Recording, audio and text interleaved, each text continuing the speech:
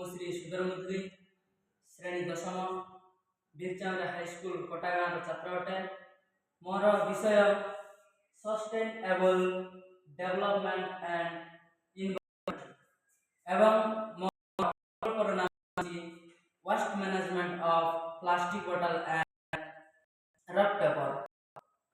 ଆଜିକାଲି ସମଗ୍ର ଭାରତରେ ପ୍ଲାଷ୍ଟିକ୍ର ବହୁତ ବ୍ୟବହାର ବଢ଼ିଲାଣି। ଯଦି ଏହି ମାତ୍ରାରେ ପ୍ଲାଷ୍ଟିକ୍ର ବ୍ୟବହାର ଆଗକୁ ବଢ଼ିବ ତେବେ ମାନବ ସମାଜ ବହୁତ କ୍ଷତିଗ୍ରସ୍ତ ହେବେ।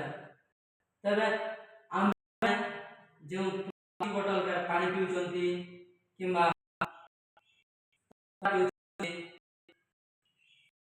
ଥଣ୍ଡା ପିଉଛନ୍ତି ଏଣେ ତେଣେ ପକାଇଦେଲେ ପ୍ରଦୂଷଣ ହେଉଛି ଏବଂ ଗୋରୁ ଗାଈମାନେ ମଧ୍ୟ ତାକୁ ଖାଇକି ମୃତ୍ୟୁବରଣ କରୁଛନ୍ତି।